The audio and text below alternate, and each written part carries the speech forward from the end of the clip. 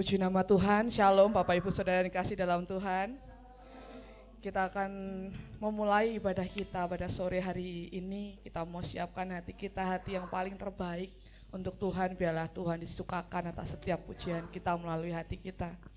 Kami rindu Tuhan masuk dalam hadirat Tuhan. Kami rindu Tuhan pada sore hari ini. Kami merasakan betapa Tuhan mengasihi hidup setiap kami. Betapa Tuhan mengasihi setiap kami. Sukacita damai sejahtera daripada Tuhan selalu kami rasakan Tuhan dalam kehidupan kami. Terima kasih Bapak, terima kasih Tuhan. Tuhan ku rindu masuk dalam hadirat-Mu. Jiwaku menanti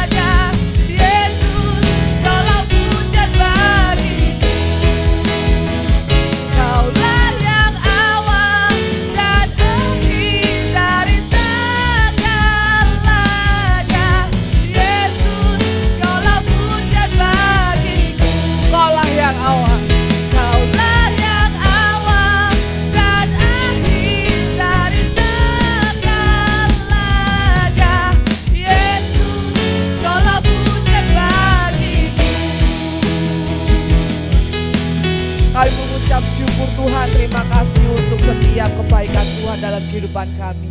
Kami mau bersorak-sorai memuji nama Tuhan, biarlah Tuhan setiap pujian kami ini menyukakan hati Tuhan. Bila pada sore hari ini kami dapat merasakan bagaimana Tuhan nyata dalam kehidupan kami. Terima kasih Bapak, terima kasih. Di dalam nama Tuhan Yesus Kristus kami berdoa dan mengucap syukur. Haleluya, amin. Shalom Bapak Ibu Saudara. Ada sukacita pada sore hari ini? Amin. Tidak hujan, tapi cuaca tetap cerah walaupun agak gerah ya Bapak Ibu Saudara. Kita mau memuji bersorak, ku kan bangkit. Karena kita adalah pilihan Allah. Kita umat pilihan Allah.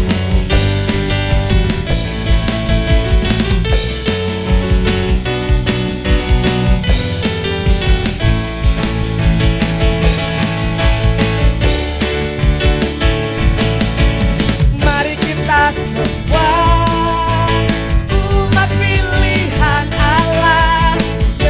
panggilannya untuk menggenapi firman-Nya. Sekaranglah waktunya untuk berdiri bagi bangsa ini. Mari maju umat pemenang. Mari kita semua umat pilihan Allah dengarlah panggilannya untuk menggenapi firman-Nya. Sekaranglah waktunya untuk berdiri bagi bangsa ini. Mari maju umat pemenang. Bukan bangkit, amin. Bukan bangkit, nyatakan kebesarannya sampai setiap lutut berteduh, semua lidah mengaku Yesus Kristus dialah Tuhan.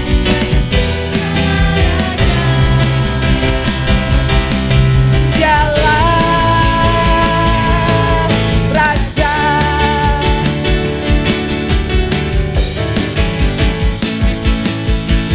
Mari kita semua umat pilihan Allah dengarlah panggilannya untuk menggenapi firman-Nya. Sekaranglah waktunya untuk berdiri bagi bangsa ini.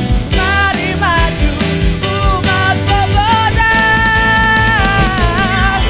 Bukan bangkit, nyatakan kemuliaan-Nya.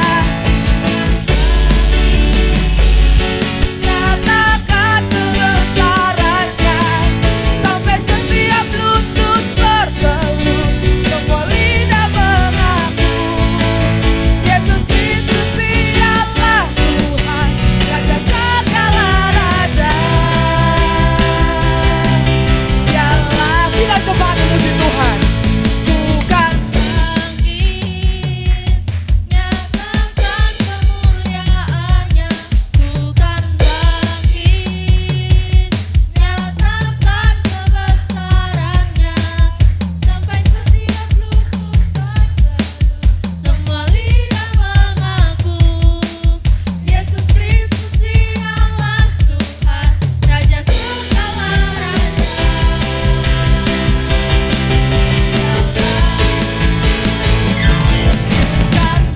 bangkit, nyatakan kemuliaan-Nya.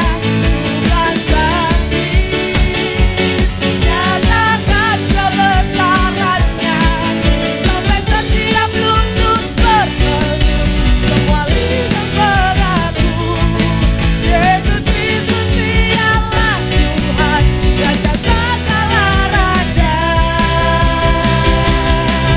Dialah Raja. Dialah Raja. Dialah Raja. Sore-sore yang benar buat Tuhan kita akan bangkit, kita mau serukan nama Tuhan karena Dia yang termulia, Dia yang Allah kita yang besar, amin. Bangkit serukan nama Yesus.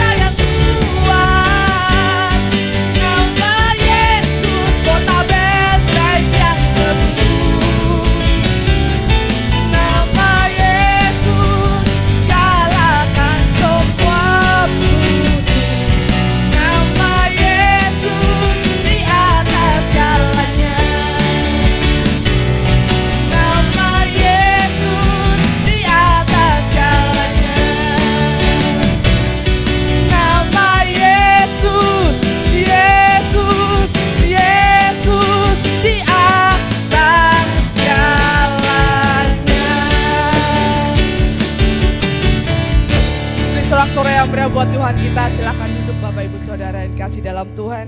Dan tiba saatnya kita akan mendengarkan kebenaran firman Tuhan. Bila pada sore hari ini kita bisa mendapatkan berkat rohani yang begitu luar biasa untuk kehidupan kita.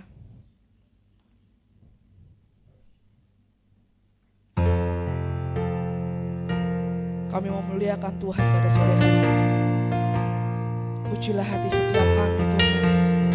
Bentuk hati setiap kami supaya berkenan di hadapan Tuhan. Terima kasih Bapak, terima kasih.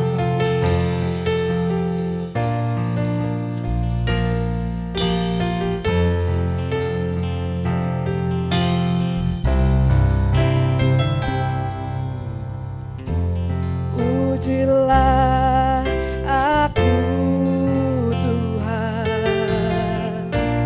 cobalah aku Tuhan, selidiki batinku dan hatiku,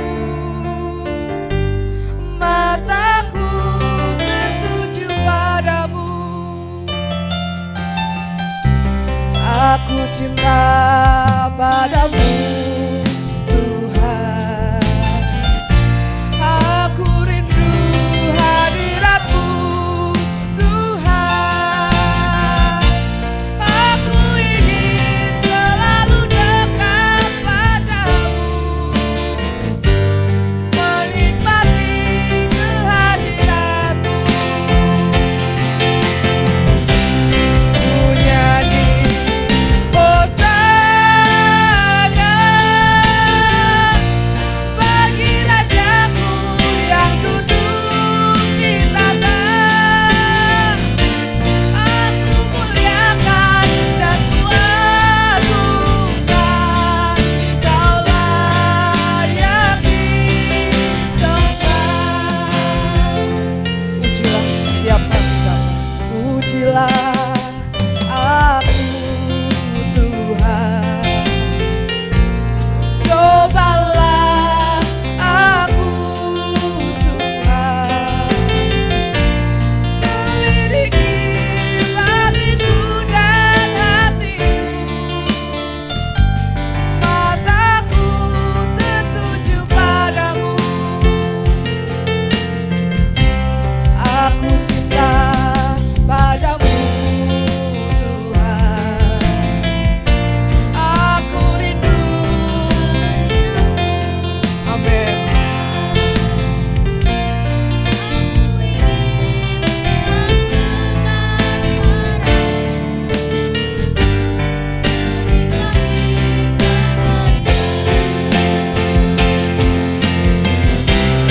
Ku nyanyi Hosana bagi Rajaku yang duduk di tahta. Dan ku agungkan, Kau layak disembah. Ku nyanyi Hosana bagi Rajaku yang duduk di tahta. Dan ku agungkan, Kau layak disembah. Waktu dan tempat yang silakan Bapak Saudara. Ku nyanyi Hosana bagi Rajaku yang duduk di tahta. Aku muliakan dan ku agungkan, Kau layak disembah, Kau layak disembah, Kau layak disembah, Kau yang layak, Kau layak disembah. Mari kita beri kemuliaan untuk Tuhan kita Yesus Kristus. Kami bersyukur untuk kebaikan Tuhan, kami boleh ada sampai dengan saat ini semua semata-mata karena kasih dan karunia-Mu Tuhan. Bapa di sorga, terimalah setiap nyanyian dan pujiannya sudah kami haturkan di hadapan Tuhan. Kami rindu Tuhan disukakan atasnya, Tuhan disenangkan atasnya. Dan sebentar kami akan bersama-sama duduk diam mendengarkan firman-Mu. Urapi setiap kami semua Tuhan agar kami dimampukan mengerti, memahami. Kami dapat menangkap dengan jelas maksud isi hatinya Tuhan. Mampukan hamba, urapi hamba dalam segala kekurangan keterbatasan hamba. Biarlah apapun yang hamba persiapkan dan perkatakan di sore ini sungguh-sungguh berasal dari Tuhan dan mampu menjadi berkat bagi jemaat semua. Tuhan saja yang dipermuliakan. Terima kasih Tuhan, terima kasih. Biarlah kami boleh sungguh-sungguh tenggelam dalam firman-Mu dan menjadi satu seperti Engkau dengan Bapa adalah satu. Kami menjadi satu dengan Tuhan, dengan Kristus agar kami semakin mengerti perasaan dan pikiran-Mu. Terima kasih Tuhan, kami akan bersama-sama sambut firman-Mu dalam nama Tuhan kami Yesus Kristus. Kami menaikkan syukur doa kami, haleluya, amin. Silakan duduk rekan-rekan pujian penyembahan, terima kasih untuk pelayanannya. Luar biasa, terima kasih. Silakan duduk. Ya, ambil tempat duduk yang nyaman. Depan masih kosong. Ya, bayarnya sama kok di depan. Shalom Bapak Ibu. Sehat semua? Puji Tuhan ya, sehat. Seperti tadi pagi saya juga mengatakan dulu di depan di awal. Saya mohon maaf kalau nanti kata-kata saya tidak begitu jelas. Mohon maaf sebelumnya karena gusi saya bengkak Bapak Ibu. Sebelah kiri ini bengkak. Ya, ini nggak begitu kelihatan, tapi kalau di matke gitu ya kayak rodok bengkak di sini. Ini kalau saya buka gini bagian atas tuh jendol gitu. Ya, jadi kadang kalau ngomong tuh rodok keserimpet-serimpet. Mohon maaf ya, doakan juga supaya keburu segera kempes. Biar kan kalau kata ke dokter gigi itu katanya nggak boleh pas sakit gigi. Jadi ini belum bisa ke dokter gigi, nunggu reda dulu baru harus ke dokter gigi ya. Doakan semoga ini bisa segera selesai. Cukup mengganggu. Jadi mohon maaf nanti kalau mungkin perkataan saya rodok kerapatek cetha Bapak Ibu ya. Mohon maaf sebelumnya. Nah, kita masuk di tema terakhir dari rangkaian 6 tema dimensi yang baru. Tema tahunan kita kan dimensi baru, ciptaan baru. Dimensi baru ada 6 tema, Januari sampai Juni, ciptaan baru Juli sampai Desember. Ini bulan sudah bulan Juni. Ini tema terakhir yang membahas hidup pribadi yang menginginkan Tuhan, yang merindukan Tuhan, yang menantikan Tuhan, desiring God. Ya. Dimensi baru, ini tema yang kita bahas Januari sampai dengan Juni. Anugerah Allah itu membuat semua aspek dalam hidup kita jadi baru Bapak Ibu, amin. Semua aspek itu jadi baru. Apa? Tujuan kita jadi baru. Nilai-nilai yang kita anut itu menjadi baru. Dorongan hidup kita yang semula tujuannya untuk kesenangan pribadi dan sementara itu berubah jadi baru, menjadi bagi kemuliaan Tuhan dan bernilai kekekalan.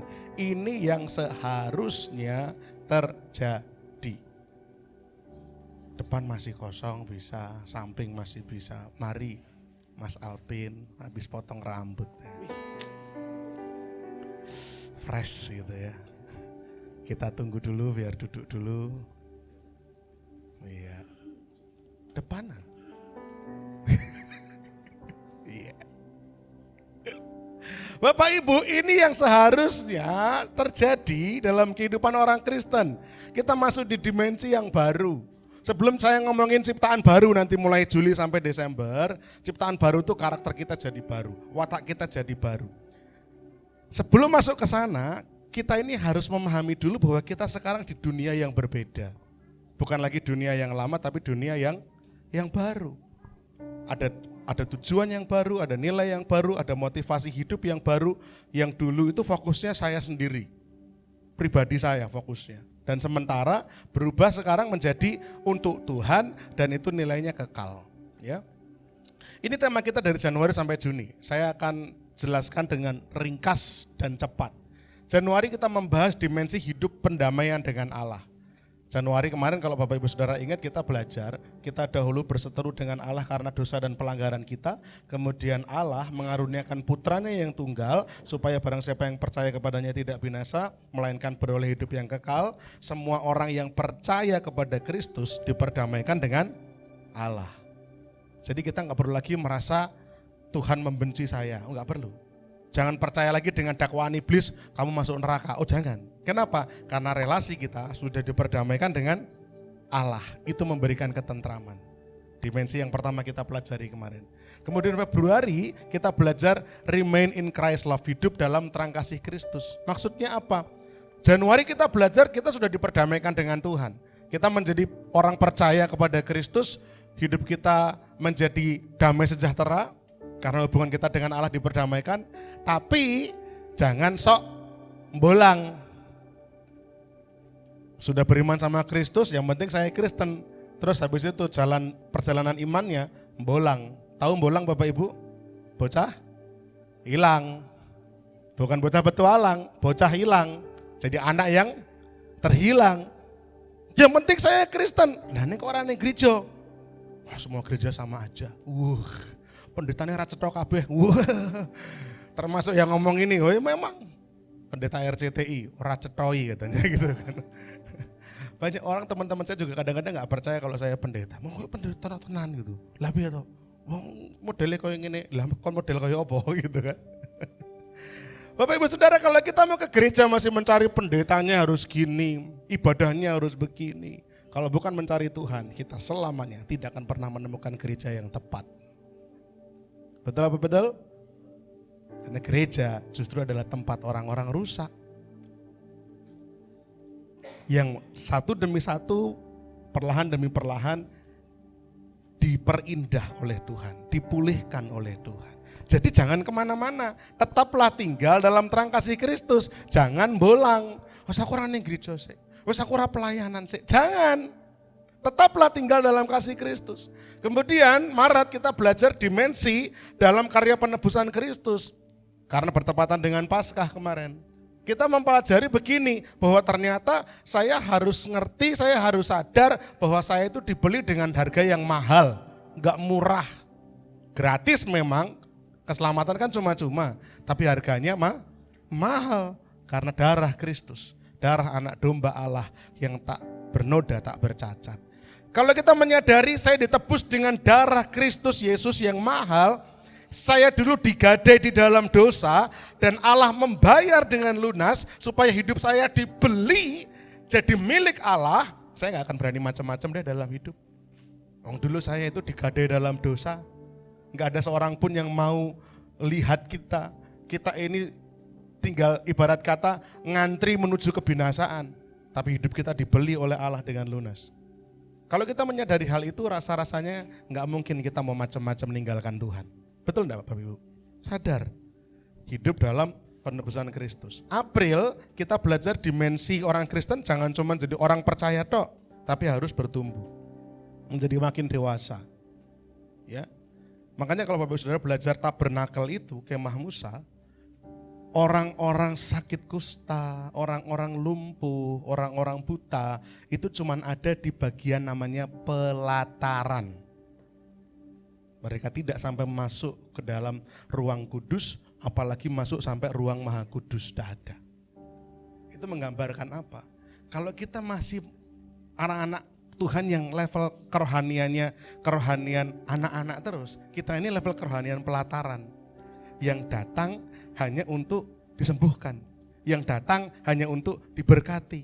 Tapi tidak sampai masuk ke dalam meja persembahan, enggak sampai masuk sampai ke dalam ruang kudus, apalagi ruang maha kudus yang berbicara pertemuan kita pribadi dengan Allah. Jadi orang-orang Kristen yang cuman level anak-anak itu senangnya di pelataran. Beribadah supaya Tuhan sembuhkan saya, beribadah supaya Tuhan berkati saya.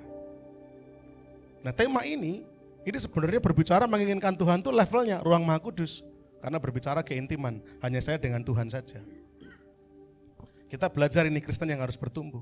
Kemudian bulan lalu kita belajar hidup dalam takut akan Tuhan. Kita sudah memahami takut ini enggak ada kaitannya dengan ngeri, tapi takut ini apa? Kagum, bangga, hormat sama Tuhan. Nah, enggak berhenti sampai di sini. Kalau cuma hanya kagum, rasa-rasanya Bapak Ibu Saudara enggak akan mengalami relasi yang intim banget, yang akrab banget, yang mesra banget dengan Tuhan. Kita akan tutup rangkaian Januari sampai Juni dengan tema Desiring God, hidup pribadi yang menginginkan Tuhan. Desire itu hasrat. Desire itu keinginan. Jadi bulan ini kita akan belajar apakah Bapak Ibu Saudara betul-betul menginginkan Tuhan lebih dari yang lain. Bisa enggak kita sampai di level itu? Harusnya bisa. Karena Rasul Paulus sudah memberikan teladan, Rasul Paulus. Sampai dia bisa berkata apa? Bagiku hidup adalah Kristus, mati adalah keuntungan. Itu dia betul-betul berbicara bahwa hidupku itu milik Kristus, kalaupun aku mati, keuntungan. Kenapa keuntungan? Karena aku ketemu sama Tuhan di surga. Hidupnya semata-mata hanya menginginkan Tuhan. Jadi ini menjadi penutup bulan Juni. Nah, hanya untuk mencapai di level ini, Bapak Ibu Saudara harus melewati ini. Diperdamaikan dulu, percaya kepada Tuhan, diperdamaikan. Jangan kemana-mana, tetap tinggal dalam kasih Tuhan, terus menghayati darah Kristus yang mahal itu, lalu bertumbuh dalam Tuhan makin dewasa. Dalam pertumbuhan makin dewasa itu belajar takut akan Tuhan dalam konsep yang benar, bukan karena takut sama neraka. Sampai di titik puncaknya, Bapak Ibu menjadi pribadi yang saya menginginkan Tuhan lebih dari yang lain. Kalau bisa sampai di titik ini, Bapak Ibu Saudara, mau menghadapi badai macam apapun, iman kita gak akan goyah. Kenapa? Karena kita menginginkan Dia saja. Hidup dalam badai enggak masalah, selama Tuhan tidak meninggalkan saya. Hidup dalam pencobaan, persoalan, enggak apa-apa, selama Tuhan tetap bersama-sama dengan saya. Karena saya enggak menginginkan yang lain, saya hanya menginginkan Tuhan bersama-sama dengan saya. Namun indahnya, selama Tuhan bersama-sama dengan Bapak Ibu Saudara, tidak ada badai yang abadi. Amin. Badai ini hanya menjadi ujian kenaikan kelas. Badai ini hanya akan menjadi ujian pemurnian iman. Enggak ada yang abadi, karena Tuhan bersama-sama dengan kita. Kerinduan saya, kita bisa sampai di level ini. Amin. Bapak Ibu Saudara, ini ayat emas kita di bulan ini 1 Yohanes 5 ayat 1-5. Menginginkan Tuhan, itu akan lahir dalam diri seorang yang benar-benar takut dan kagum akan Tuhan. Ini adalah sebuah dimensi yang hanya dimiliki oleh mereka yang sungguh-sungguh dewasa, matang, mengenal Tuhan dengan sebenar-benarnya. Mohon maaf Bapak Ibu, dimensi menginginkan Tuhan ini hanya akan bisa dicapai oleh orang-orang yang sungguh-sungguh sudah dewasa, matang, mengenal Tuhan dengan sebenar-benarnya. Yang kekanak-kanaan, rasa-rasanya masih sulit untuk menginginkan Tuhan. Saya akan kasih contoh begini. Ketika saya masih muda, umur belasan, saya tidak bisa melihat maksud baik orang tua saya yang melarang saya pulang jangan malam-malam. Itu bagian bentuk mengekang kebebasan seorang anak muda.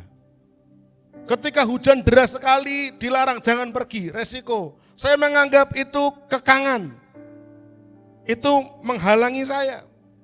Itu memberatkan saya. Sehingga tidak jarang anak-anak muda termasuk saya seperti dulu waktu masih muda menganggap bahwa orang tua itu tidak bisa memahami perasaan saya dan saya tidak ingin terlalu lama di rumah, pengennya di luar aja. Karena tidak menikmati relasi dengan orang tua. Karena semua yang diarahkan orang tua saya anggap itu bentuk mengekang diri saya ketika saya masih muda. Tapi ketika sudah menjadi dewasa begini, ketika sudah terus makin berumur, justru kalau kita ada waktu, pengennya kita menghabiskan waktu dengan orang tua. Karena kita tahu mereka orang-orang yang sangat mengasihi kita. Betul?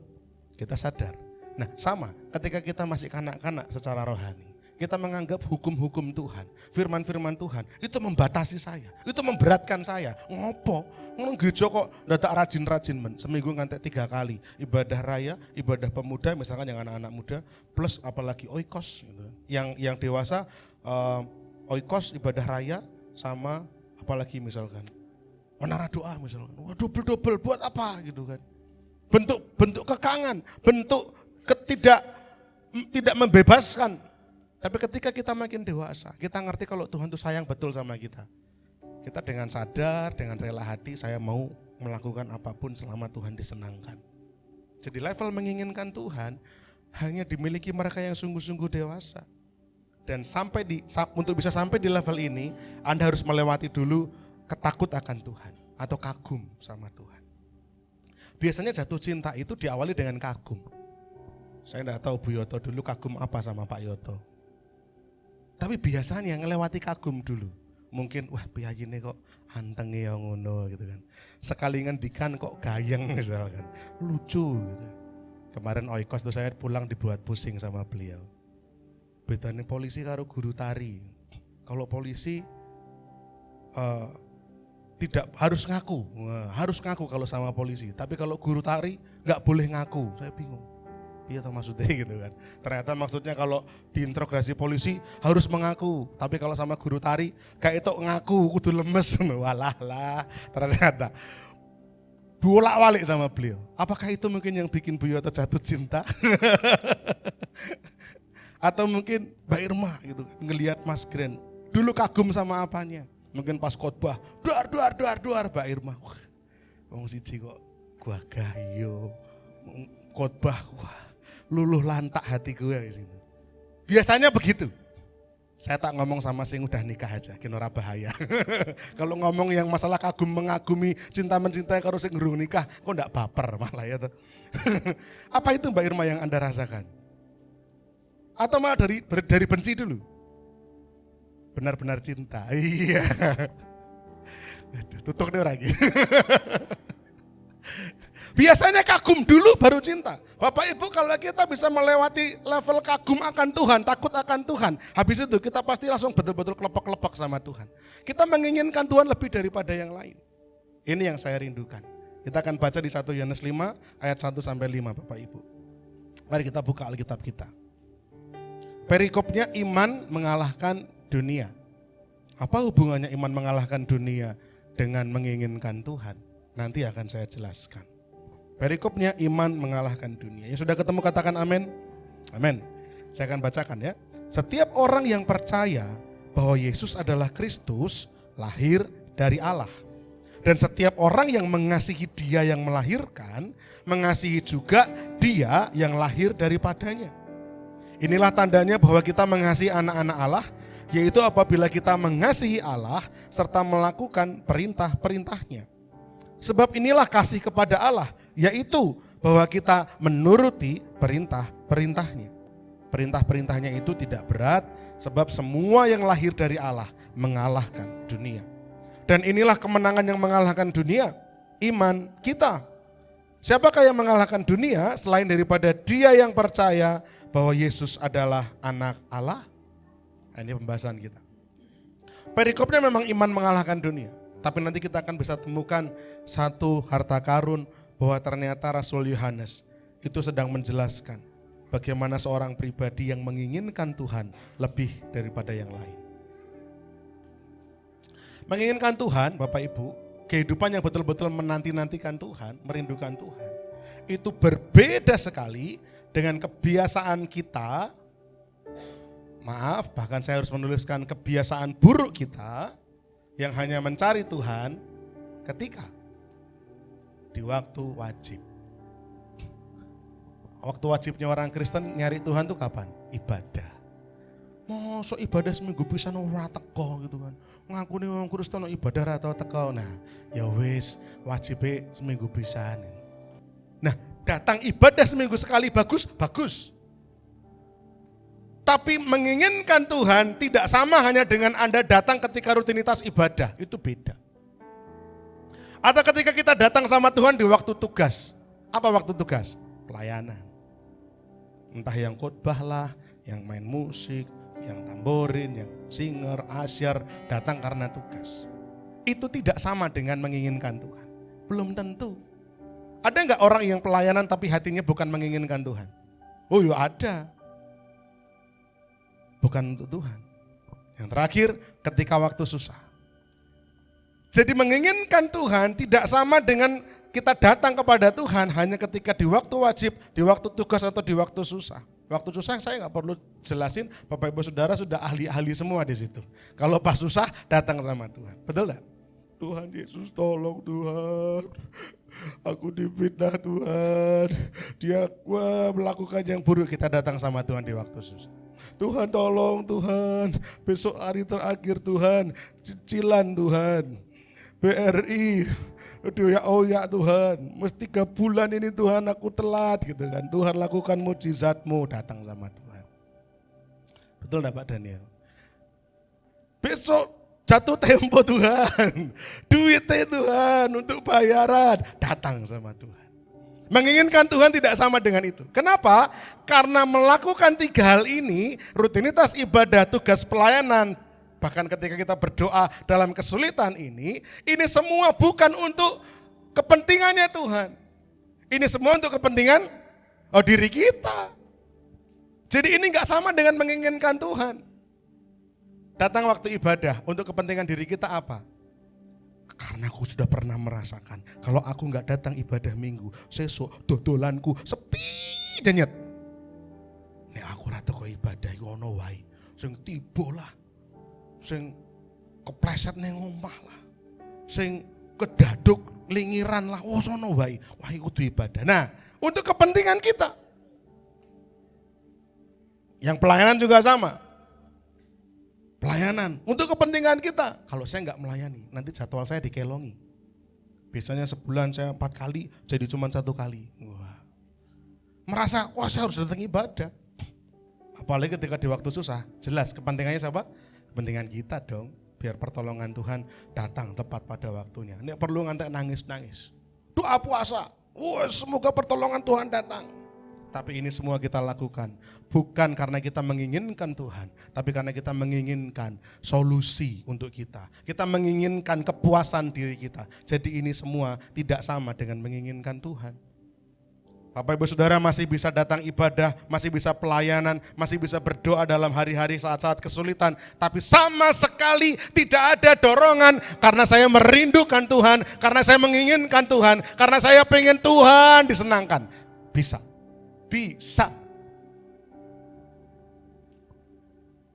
Padahal semestinya kita datang ya karena saya ingin Tuhan aja udah. Kangen sama Tuhan. Hatiku rasanya rindu dengan Tuhan. Menginginkan Tuhan adalah sebuah kesadaran dan keputusan untuk terus-menerus menanti-nantikan Tuhan. Selalu merindukan Tuhan, menginginkan Tuhan di atas keinginan-keinginan yang lain. Bapak Ibu Saudara monggo, silahkan boleh bilang saya ini hanya mengada-ada. Silahkan boleh bilang kok keduren, apa iso ini, silahkan. Tapi sudah banyak hamba-hamba Tuhan, sudah banyak orang-orang, Alkitab mencatat mereka yang betul-betul mengalami hidup yang seperti ini. Bagi mereka hanya memerlukan waktu-waktu bersama-sama dengan Tuhan. Mereka menginginkan Tuhan, desiring God daripada the blessing of God. Lebih merindukan, menginginkan Tuhan daripada berkat-berkatnya Tuhan. Ini menginginkan Tuhan. Lalu bagaimana kita menghidupi sikap menginginkan Tuhan ini dari apa yang kita baca 1 Yohanes 5 ayat 1-5 ini? Yang pertama, mari kita sadari bahwa menginginkan Tuhan itu bagian yang sering kita lupakan. Sudah jujur saja, akui saja. Saya sendiri pribadi tertampar ketika mempersiapkan ini. Bahwa menginginkan Tuhan itu bagian yang sering dilupakan orang-orang Kristen. Menginginkan Tuhan adalah bagian yang tidak bisa terpisahkan dari iman kepada Kristus. Tidak bisa.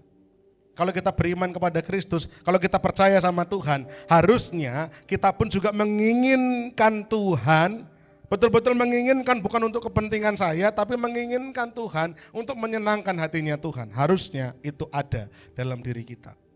Kita baca dalam 1 Yohanes 5 ayat yang pertama. Saya berharap Bapak Ibu Saudara bisa fokus dengan penjelasan ini walaupun agak cukup panjang ya, detail begitu ya. Tapi saya berharap Bapak Ibu bisa ngikutin saya. 1 Yohanes 5 ayat 1. Setiap orang yang percaya bahwa Yesus adalah Kristus lahir dari Allah. Dan setiap orang yang mengasihi Dia yang melahirkan, mengasihi juga Dia yang lahir daripadanya. Sebenarnya Bapak Ibu, bagian yang atas ini, setiap orang yang percaya lahir dari Allah, dan bagian yang bawah, setiap orang yang mengasihi Dia yang melahirkan, mengasihi juga Dia yang lahir daripadanya. Ini bagian awal yang ini sama bagian yang ini, itu sebenarnya menjelaskan 2 hal yang sama pentingnya, 2 hal yang sama kedudukannya, sama. Hanya kata-katanya beda. Maksudnya apa? Orang yang percaya kepada Kristus, itu adalah orang-orang yang mengasihi Allah. Betul enggak? Harusnya begitu. Jadi ini hanya menjelaskan begini loh, bahwa orang-orang yang percaya kepada Kristus atau disebut juga orang-orang yang mengasihi Allah, ini harusnya juga mengasihi orang-orang yang lahir dari Allah. Jadi kalau mau dipersingkat, sebenarnya intinya orang-orang yang percaya kepada Yesus adalah orang-orang yang mengasihi Allah ini seharusnya juga mengasihi Dia yang lahir daripadanya. Kalau D-nya ini besar, berarti merujuk pada Kristus karena Dia adalah yang sulung. Tapi karena ini D-nya kecil, ini merujuk kepada kita, orang-orang Kristen. Jadi kalau Mas Gren ini orang yang percaya kepada Yesus, maka seharusnya Mas Gren pun mengasihi orang-orang yang percaya lainnya. Karena kita dilahirkan dari Allah, kita juga wajib mengasihi orang-orang lain yang juga lahir dari Allah. Atau saya anak Allah, saya harus mengasihi anak-anak Allah yang lain. Karena kita sama-sama lahir dari Allah. Aman? Sepakat? Nah, sekarang saya kembali gini. Berarti karena ini kedudukannya sama, orang yang percaya Yesus adalah Kristus dan orang yang mengasihi Dia, ini kedudukannya sama. Maka sebenarnya dua hal ini harus betul-betul kita miliki. Selain kita beriman kepada Kristus, selain kita percaya kepada Kristus, harusnya kita ini mengasihi Tuhan. Sekarang berapa banyak saya tanya? Bapak Ibu Saudara Kristen? Percaya sama Kristus? Apakah Anda mengasihi Tuhan? Belum tentu. Loh kok bisa? Nah nanti kita akan lihat. Tapi bukalah kemungkinan ini dalam diri Bapak Ibu Saudara. Sadari, jujur, buka kemungkinan ini. Iya ya, jangan-jangan saya tidak menginginkan Tuhan. Bayangkan kehidupan orang yang mengaku Kristen tapi tidak menginginkan Tuhan. Kayak apa? Contoh. Kok nggak baca firman? Halo? Yang lagi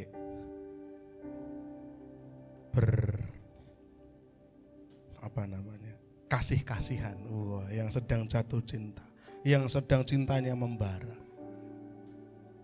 Ketika pasangannya nge-WA, ning ora dibuka-buka.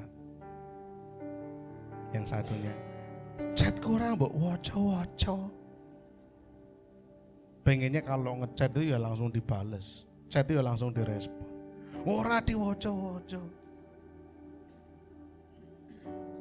Apakah kita betul-betul mengasihi Tuhan? Harusnya isi hatinya Tuhan ya kita baca. Firman Tuhan kita baca.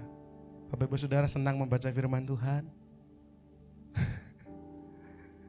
Tapi aku Kristen loh Om, saya Kristen. Oke, puji Tuhan. Tidak bergereja.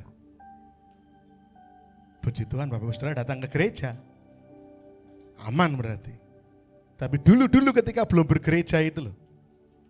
Tapi mengaku Kristen? Ya, mengasihi Tuhan. Nah, belum tentu. Mau ke gereja aja susah. Sekarang udah ada YouTube Om, nonton YouTube bisa. Bapak Ibu Saudara, gereja itu tidak didirikan oleh pendeta. Yang mendirikan gereja ialah Yesus Kristus sendiri. Kenapa? Karena Tuhan berkata pada Simon, di atas batu karang inilah aku akan mendirikan gerejaku. Petrus kalau dalam tradisi Katolik adalah paus pertama. Petrus adalah bapak pendiri gereja. Apakah Petrus yang membangun gereja? Bukan. Yesus sendiri berkata, di atas batu karang inilah, di atas Petra, kata Petrus itu berasal dari kata Petra, Petra itu batu karang, di atas batu karang ini aku mendirikan gerejaku. Gereja yang mendirikan Yesus. Anda membenci gereja? Oh. Bisakah kita mengaku mengasihi Yesus sang kepala gereja, tapi kita membenci tubuh Yesus, tubuh Kristus yang adalah gereja? Masa iya, saya bilang sama orang, saya mengasihi istri saya ning sirahe tok, awake ora. Kalau kita mengaku mengasihi Yesus, Yesus kan kepala gereja, tapi kita membenci gereja, membenci tubuh Kristus, apa yang masuk akal? Jadi lucu kalau orang Kristen tapi gak mau ke gereja. Tapi saya Kristen, puji Tuhan, tidak berubah, neng saya Kristen, tidak bertumbuh, neng saya Kristen, gak jadi berkat. Oh tapi kan saya Kristen Om, kenapa Kristen yang ini dipertahankan? Karena saya masih perlu Tuhan. Nek pas butuh kan aku melakukannya karo sapa kalau bukan sama Tuhan Om. Jadi saya tetap Kristen, tapi bukan Kristen yang menginginkan Tuhan. Bayangkan kehidupan orang-orang Kristen yang mengaku Kristen tapi gak menginginkan Tuhan ini Bapak Ibu. Atau jangan-jangan kita tidak sedang membayangkan, tapi ternyata kita sedang menyadari, ketoke aku. Bayangkan sebuah bentuk kekristenan yang hanya ingin dikasihi Tuhan, tapi lalai mengasihi Tuhan. Pengennya dikasihi Tuhan, tapi untuk mengasihi Tuhan engkau sih.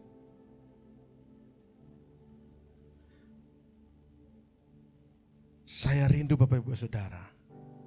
Ini bulan Juni kan mengakhiri dimensi rohani kita. Walaupun memang saya katakan tadi di awal, dimensi menginginkan Tuhan ini hanya bisa diraih, dicapai mereka yang sungguh-sungguh dewasa. Toh kan kemarin juga sudah dibahas bagaimana menjadi dewasa, takut akan Tuhan. Saya berharap Bapak Ibu betul-betul termotivasi sampai di titik ini. Menginginkan Tuhan. Bukan lagi menginginkan berkatnya, Mas. Betul, Mas. Kalau panjenengan ini menginginkan punya atasan lah. Kalau hanya dekat karena atasan bisa memberi banyak kelebihan, orang bisa membaca. Cedak karena aku itu maksud. Tapi kalau aku pengen deket aja ya karena saya pengen jadi teman, jadi sahabat, menemani Bapak. Dia melakukan keluh kesah, curhat, kita mendengarkan, betul-betul dekat. Yang namanya berkat perhatian itu ngalir sendiri. Selama ini jangan-jangan kita hanya fokus supaya mendapatkan berkatnya. Ketika Tuhan mau ngomong kita bilang shh. Lihat gambar ini Bapak Ibu. Ini gambaran kita. Ini manusia, kita, ini Tuhan. Kan seringnya gini toh. Tuhan duduk, terus kita, Tuhan aku tolong Tuhan, besok aku tuh harus bayar cicilan, besok aku harus bayar anak sekolah Tuhan, gini-gini gimana Tuhan, mau ditolong aku please gitu kan. Aku benar-benar sudah kepepet. Tuhan orang ini nyerang aku Tuhan, orang ini ngefitnah aku Tuhan, aku gak bisa ngampuni orang ini. Tuhan ngelihat ke atas karo gor gede-gede gitu. Masalahmu kok ya akeh mentole gitu kan. Masalahmu kok ya akeh mentondo gitu. Harusnya kan Tuhan yang di atas, kita yang di bawah tuh. Tuhan kita nyembah Tuhan. Tuhan yang di atas, kita di bawah Tuhan. Aku serahkan hidupku, tak letakkan tanganmu Tuhan. Kan harusnya gitu. Tapi kekristenan yang hari-hari ini banyak terjadi. Kita hanya ingin dikasihi oleh Tuhan. Kita menuntut Tuhan. Tapi kita tidak mau belajar mengasihi Tuhan. Kapan terakhir kamu bersayang-sayangan sama Tuhan, Vin? Enggak usah berdoa deh, duduk diam di bawah kaki Tuhan sama Tuhan. Thank you loh Tuhan, makasih loh Tuhan. Kapan terakhir kali menikmati masa-masa itu? Kalau masalah berdoa meminta permohonan, wah hari-hari. Masalah rantai-entek, kulaan terus gitu. Masalah ini belum kelar, dapat lagi masalah yang baru. Orang rampung-rampung, sengono ditambah ya Bu Evi ya. Tapi kapan kita datang sama Tuhan? Gak usah bawa masalah deh. Betul-betul Tuhan. Makasih Tuhan. Makasih Tuhan. Makasih Tuhan. Retret ya wis berapa bulan yang lalu itu sudah.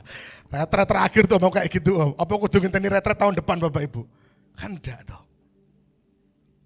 Mengimani Tuhan dan mengasihi Tuhan itu dua hal yang betul-betul harus ada dalam kehidupan kita. Pribadi yang menginginkan Allah, yang benar-benar mengasihinya, pasti mengenal betul pribadinya, mengerti akan perintah-perintahnya dan berusaha sungguh-sungguh untuk melakukan perintahnya. Dan santai Bapak Ibu, perintah Allah itu enggak berat. Nanti saya akan terangkan. Menginginkan Tuhan atau mengasihi Tuhan dan menjadikan Dia yang terutama, membuat kekristenan Bapak Ibu Saudara akan menjadi hidup, akan berdampak dan memuliakan Tuhan. Tapi kita harus betul-betul mematuhi perintah-perintahnya. Obey God. Kita harus taat sama Tuhan. Kalau kita mengaku beriman sama Tuhan, kalau kita mengaku mengasihi Tuhan, maka kita akan menjalankan perintah-perintahnya. Karena tujuannya untuk kepentingan Tuhan. Tujuannya untuk menyenangkan Tuhan. Yang kedua, saya akan terangkan bagaimana orang yang menginginkan Tuhan pasti dibuktikan dengan mengikuti perintahnya.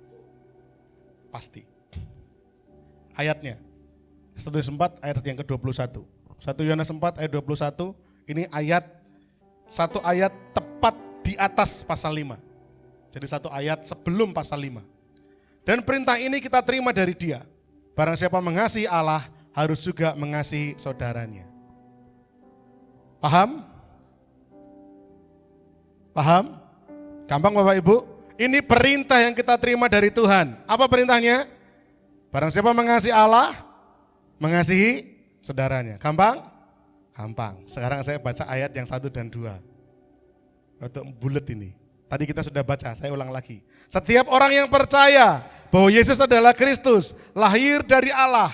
Dan setiap orang yang mengasihi Dia yang melahirkan, mengasihi juga Dia yang lahir daripadanya. Paham? Halo? Mei? Paham enggak Mei? Setiap orang yang percaya Yesus adalah Kristus, lahir dari Allah. Dan setiap orang yang mengasihi Dia yang melahirkan, mengasihi juga Dia yang lahir daripadanya. Aman? Bapak Ibu, ini kan sebenarnya sama atau sama yang di atas? Halo? Betul enggak? Ini perintah yang Tuhan berikan kepada kita, anak-anak Tuhan. Yaitu apa? Mengasihi Allah harus juga mengasihi saudara. Kita anak-anak Tuhan itu kan orang yang percaya kepada Tuhan. Lahir dari Tuhan, betul? Nah, orang yang mengasihi Dia yang melahirkan, siapa yang Dia yang melahirkan ini? Allah. Betul? Juga mengasihi Dia yang lahir daripadanya. Siapa Dia yang lahir daripadanya? Orang lain yang juga anak-anak Allah. Sama atau sebenarnya? Lalu ngapain Rasul Yohanes kok menuliskan wong podo ndak dibolan baleni? Ini namanya gaya bahasa. Gaya bahasanya Rasul Yohanes itu memang gaya bahasa yang kayak gini, ngulang-ngulang. Ini pola-pola puisi Ibrani. Memang mengulang-mengulang gini. Ya, perhatikan. Perhatikan Bapak Ibu. Saya ulang yang ini ya. Setiap orang yang percaya bahwa Yesus adalah Kristus, Bapak Ibu Saudara percaya? Kita lahir dari Allah. Lahir dari Allah disebut anak-anak Allah. Betul? Nah, setiap anak-anak Allah itu pasti harus mengasihi Dia yang melahirkan. Siapa Dia yang melahirkan? Mengasihi Allah. Dan mengasihi juga Dia yang lahir daripadanya. Mengasihi anak-anak Allah yang lain. Sepakat? Lanjut. Inilah tandanya bahwa kita mengasihi anak-anak Allah. Apa tanda kita mengasihi anak-anak Allah? Baca. Mengasihi Allah dan melakukan perintahnya. Apa perintah Tuhan? Baca. Mengasihi Allah dan mengasihi saudaranya. Nangkep maksud saya betapa Rasul Yohanes itu ngomongnya mutar. Belum selesai. Baca ayat yang ketiga sekarang. Sebab inilah kasih kepada Allah. Apa itu kasih kepada Allah? Mengasihi Allah. Benar gak? Kasih kepada Allah itu bahasa lain dari mengasihi Allah. Inilah bentuk mengasihi Allah. Bahwa kalau kita nuruti perintah-perintahnya. Mubang enggak? Mubang Bapak Ibu. Tapi ini disebut gaya bahasa. Tugas kita hanya untuk mencari maksudnya. Kenapa kok Rasul Yohanes harus ngomongnya mutar ini? Oh, ternyata ini gaya bahasa puisi Ibrani. Tujuannya apa? Menekankan akan sesuatu hal. Apa hal itu? Nih, saya akan jelaskan dengan yang sudah saya sederhanakan. Ya, ini struktur gaya bahasa yang memang terkenal gaya berulang-ulang, gayanya Yohanes. Ya, saya jelaskan dengan gaya bahasa yang sederhana, yang hari-hari kita pahami. Oke, kalau ada orang yang mengasihi Allah, maka ia harus menuruti perintahnya. Apa perintah Allah? Mengasihi Allah dan mengasihi saudara seiman. Nah, apa tanda kita mengasihi saudara seiman? Mengasihi Allah dan melakukan perintahnya. Apa perintahnya? Mengasihi Allah dan mengasihi saudara seiman. Bagian mengasihi Allah ini apa? Menuruti perintahnya. Apa perintahnya? Mengasihi Allah, mengasihi saudara seiman. Jadi artinya apa? Artinya bahwa baik mengasihi Allah, pengenalan akan Tuhan, ini dengan mengasihi saudara seiman, itu dua hal yang tidak bisa dipisahkan. Bapak Ibu Saudara bermasalah di hal yang satu, akan berdampak di hal yang lain. Nangkap? Ini gaya bahasa. Beliau muter-muter kayak gini, tujuannya dua hal ini. Baik mengasihi Allah maupun mengasihi sama manusia. Ini dua-duanya saling terkait dan kita gagal satu, gagal yang lain. Bapak Ibu gagal mengasihi Allah, Anda pasti tetap akan melukai saudara seimanmu. Saya ulang sekali lagi. Bapak Ibu Saudara gagal mengasihi Tuhan, kita pasti juga akan gagal mengasihi saudara seiman. Kita akan terus memperkatakan kata-kata yang jahat, menyakiti hati. Berawal dari mana? Karena kita gagal mengasihi Allah. Dan ketika kita mengasihi sama gagal, akan membuat kita juga terus sulit mengasihi Allah. dua hal ini akan saling terkait. Jadi Bapak Ibu Saudara, kalau kita mau sungguh-sungguh menginginkan Tuhan, salah satu aspek yang jangan kita lupakan adalah mengasihi anak-anak Allah, saudara seiman. Tidak mudah memang mengasihi, apalagi saudara seiman begini ya. Karena kita punya harapan tinggi. Saudara seiman itu kan harusnya baik. Saudara seiman itu kan harusnya kan kata-katanya halus. Tapi aku tersakiti sama kata-kata dia. Aku tidak bisa ngampuni dia. Dia Kristen, tapi kenapa dia begitu? Sulit. Sehingga kita terluka, kita kecewa, akhirnya kita nggak mau ngampuni. Tapi ketika kita gagal mengampuni, Bapak Ibu, ingat, kita pun gagal mengasihi Allah. Dua hal ini akan terus terkait. Tidak bisa kita hanya melakukan yang satu dan melupakan yang lainnya. Tidak bisa. Di gereja kita sedang dilatih. Dilatih mengasihi Allah dan dilatih mengasihi saudara seiman. Bu, cari gereja mana lah yang betul-betul sempurna, nggak ada orang yang menyakiti hati kita. Bapak Ibu, nggak akan ketemu gereja macam itu. Justru kenapa ada perselisihan dalam gereja, kenapa ada konflik dalam gereja, untuk melatih kasih kita. Bisa nggak kita ngampuni dia? Bisa nggak kita maafkan dia? Untuk melatih kita mengenal saudara seiman kita yang lain. Bapak Ibu Saudara, mengasihi Tuhan dan mengasihi sesama itu tidak bisa dipisahkan. Gagal dalam satu bidang akan berdampak pada bidang yang lain. Gagal mengasihi Allah, kita gagal mengasihi saudara seiman. Gagal mengasihi saudara seiman, kita gagal mengasihi Allah. Mengasihi saudara seiman itu punya banyak aspek. Yang pertama, memperhatikan. Memperhatikan. Bapak Ibu coba cek kursi-kursi kosong ini. Coba renungkan. Jangan-jangan kursi-kursi kosong ini tidak dihadiri sama jemaat-jemaat itu bukan karena mereka malas. Bukan karena mereka repot, sibuk.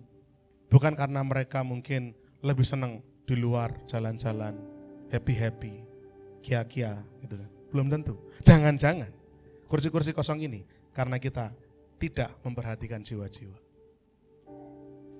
Tapi kalau mereka datang kayak saya sambut loh, Pak Ruli, Bu Nyoman mungkin. Tapi kalau jemaah datang saya nyambut loh, saya nyalimi. Tapi kan nyambutnya cuma hari Minggu, Pak. Kalau kita memperhatikan jemaat, maka memperhatikan jemaat itu bisa dilakukan bahkan di luar hari Minggu. Beberapa hari yang lalu ada rekan pelayan kita yang saking emosionalnya, lalu nyetori WA. Saya pantau gitu ya. Kemudian saya terdorong mengingatkan, ayo, masa pelayan Tuhan begitu? Ayo, bisa pasti gini. Oh, gini, om gini. Bisa. Kemudian beberapa hari kemudian ketemu saya tanya, selain saya, ada nggak yang WA kamu mengingatkan? Udah ada, cuma Om Daniel. Loh, gimana? Kan kita sama-sama jemaat Tuhan, ayo kita saling mengingatkan, saling memperhatikan, saling menegur.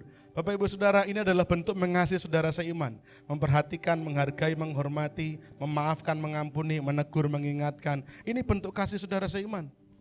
Bapak Ibu Saudara mengasihi saudara seiman, lakukan ini. Perhatikan. Tadi Alvin betul-betul potong enggak? Oh, betul kan, saya lihat Kristen langsung tahu loh. Refleks loh, itu bentuk memperhatikan. Itu dilatih, tidak bisa datang dengan sendirinya. Saya pernah ceritakan, saya ketemu Pak Harti yang punya lawang Jojeng itu, saya langsung respon, wah Pak ketinggal radi, segeran loh Pak, fresh. Beliau langsung semangat, oh iya Mas Daniel, saya udah 2 bulan gak mengkonsumsi obat tensi. Lepas saya terapi di Jogja, lagi badanku seger, enggak lagi minum obat tensi. Melatih kepekaan, melihat seseorang memberikan perhatian dengan kata-kata yang ringkas tapi langsung ngena gitu. Itu dilatih gitu. Memperhatikan, mungkin kita jarang perhatiin orang, cuek, persoalan utama orang Kristen, cuek. Padahal kita nggak pernah tahu loh, jangan-jangan hanya dengan disapa, jangan-jangan. Saya ketemu Fandi awal juga nggak banyak bicara, lebih banyak bicara bapak saya sama Fandi daripada saya. Ya Fandi ya. Tapi saya hanya paling nepuk pundak, ngide-ngide gitu kan. Bapak Ibu, kita perlu memperhatikan saudara seiman kita yang lain. Itu bentuk mengasihi, kita menghargai, menghormati dan seterusnya. Tapi pertanyaannya, bisakah kita memperhatikan orang, menghargai saudara seiman, memaafkan, menegur mereka, tapi dengan cara yang tetap tidak benar? Bisa enggak itu terjadi? Ada nggak kemungkinan kita mengasihi orang, saudara seiman, tapi itu tidak benar sebenarnya? Bisa nggak? Bisa. Dengan cara apa? Misalkan saya mengasihi Fandi atau Dika ini dengan motivasi, gen orang ini ngendi-ngendi, ini MCC wae. Bener apa salah? Salah. Jemaat itu miliknya Tuhan. Saya tidak akan pernah mengklaim Bapak Ibu Saudara jemaat MCC, enggak pernah. Kalau saya pernah perusutan ngomong kayak gitu, tegur saya. Tapi setahu saya, seingat saya tidak pernah menyebut Bapak Ibu Saudara jemaat MCC, jemaat Tuhan. Miliknya Tuhan. Mau di mana? Semua gereja ini tubuh Kristus, ini semua punyaan Tuhan. Kalaupun ada gereja-gereja yang mengaku klaim bahwa jemaat ini jemaat gereja kami, monggo. Tapi di sini kita tekankan jemaat itu jemaatnya Tuhan. Dengan saya ngepek-ngepek Fandi atau Dika ini ben berjemaat di sini, saya salah loh mengasihinya. Saya mengasihi Mas Gren, tapi saya nggak menegur dia. Padahal Mas Gren jelas-jelas dalam keadaan yang harus perlu ditegur. Saya nggak mau tegur, takutnya nanti tak tegur, ceklek hati, orang ketemu meneh. Nama saya jelek di luar, wah cedak karo Mas Daniel. Mas Daniel itu omongannya wah ngelarani, ceplas-ceplos, rapena, gembala omongannya kayak ngono. Wah, demi saya menjaga nama baik dan nggak kemana-mana, saya nggak mau negur, saya nggak mau mengingatkan. Salah loh. Cuman ngelem-ngelem tok, cuman baik-baikin tok, salah. Jadi ternyata kalau kita hanya fokus pada mengasihi saudara seiman dalam bentuk menjaga relasi dengan mereka, itu pun belum sepenuhnya benar. Itu bagus, tapi belum sepenuhnya benar. Lalu bagaimana supaya bisa benar? Kalau kita mau mengasihi dengan benar, maka kasih kita ini bukan dengan pertimbangan duniawi saja. Sebagaimana yang dunia lakukan. Kalau kaya dilayani. Kalau naik mobil saya sampai bungguk-bungguk. Monggo Pak, gini. Monggo Bu, monggo P. Naik motor gitu kan. Tok-tok wahing. Orangnya lewat. Orang gagas gitu kan. Tapi enggak ada di sini. Kalau terpelajar, orangnya pintar, baik. Tapi kalau orang yang maaf, yang biasa-biasa, enggak. Kalau ada orang-orang yang baik hati sama kita baik sama mereka, mereka mengasihi kita, baru kita mengasihi mereka, itu pun dorongannya enggak benar. Atau mereka dari golongan jemaat yang kaya, karena sering support gereja, maka saya harus ngepek terus gitu, itu pun juga enggak benar. Oh ini jemaat yang apa namanya? Sponsor, mendanai banyak hal. Begitu datang gelar karpet merah, sret gitu kan. Mari Pak, silakan. Tasik gawak agenda enggak gitu. Itu bentuk mengasihi yang keliru juga. Semua di tempat ini kita sama di mata Tuhan. Bapak Saudara pegang kata-kata baik-baik, kata-kata saya. Saya hanya mengulangi kata-kata seorang rasul yang hebat namanya Rasul Paulus. Dia bilang begini, bukan perkenanan manusia yang saya cari, tapi perkenanan Tuhan. Jadi kalau ada di tempat ini, yang saya tegur itu pasti karena saya mengasihi Anda. Kalau ada di tempat ini, yang saya puji, ya karena saya mengasihi Anda. Tapi kalau ada di tempat ini, yang saya marahi, ya itu pun karena saya mengasihi Bapak Ibu Saudara. Nanti jemaatnya lungo, jemaatnya. Doa yang terbaik bagi yang meninggalkan tempat ini. Toh gereja bukan cuma satu di sini. Di tempat lain ada yang jauh lebih baik. Dan kalau emang Tuhan panggil mereka untuk di sana, terpujilah nama Tuhan. Jemaat ini miliknya Tuhan. Kalau saya melayani dengan kebebasan seperti ini, saya bisa ngomong apa adanya kok. Enggak bekewuh, enggak tak tahan-tahan. Bapak Ibu Saudara, dasar mengasihi saudara seiman, tetaplah harus mengasihi Allah dan melakukan perintahnya. Itu baru benar. Perhatikan ayatnya tadi. Saya enggak ngarang, ini ayat yang ditulis sendiri oleh seorang hamba Tuhan namanya Yohanes. Inilah tandanya bahwa kita mengasihi anak-anak Allah. Apa tandanya kita mengasihi anak-anak Allah? Halo? Mengasihi Allah, melakukan perintahnya. Bukan hanya sekedar apa tanda mengasihi anak-anak Allah? Memperhatikan. Bukan cuma itu. Apakah tanda orang-orang mengasihi anak-anak Allah? Menghargai, memaafkan, menegur. Ini termasuk, tapi ini bukan dasar yang utama. Dasar yang utama apa? Tetap harus mengasihi Allah dan melakukan perintahnya. Jadi kalau saya negur Fandi Dika ini, karena saya mengasihi Anda. Karena saya mengasihi Allah, melakukan perintahnya, sehingga apapun yang saya perkatakan, dasarnya karena saya mengasihi Allah dan ingin nurutin perintahnya. Bukan hanya untuk membuat Anda bertahan di sini.